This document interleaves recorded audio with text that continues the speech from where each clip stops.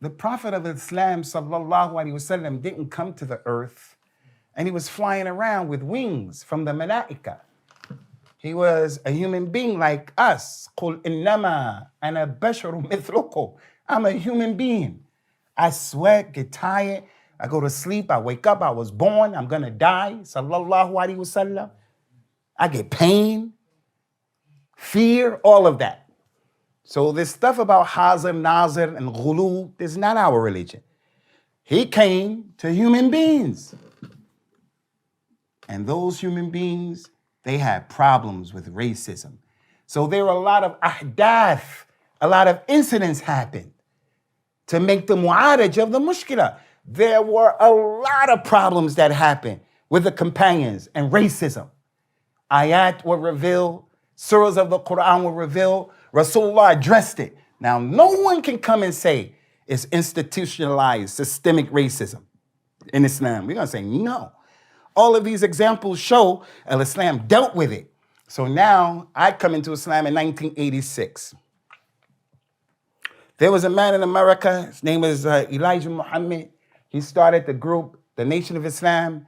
He came with reverse racism and said, look, the black man is the best, we're the best, white man is the devil, get out of here. And some people bought into that. And then they became real Muslims after that. I never believed that madness. And one of the reasons why I didn't believe it, when I read about Islam, it was clear that the Prophet of Islam, sallallahu alaihi wasallam, too many things happened that a person would say, I'm a racist, but it's not from Islam. Or you could say that's racism with him, but it's not from the deen. Give you some examples, and they are a lot. Not one or two or three or four. During his 23-year period as a Nabi, a Rasul, these things were happening. Salawatullah wa salamu alayhi. And they happened with who? The companions. And listen to this. This is one of the reasons some of you, I may not ever have seen you before. This may be your first time in this masjid.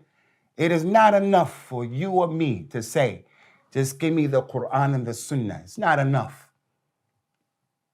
You have to say and believe, give me the Qur'an and the Sunnah and the understanding of those companions, the way they understood that Qur'an and the Sunnah. Because they're the blueprint, they're the example. They went through this stuff. And because of them, these ayat came down. So we have a great debt of gratitude that we owe to them. They had these problems and these issues.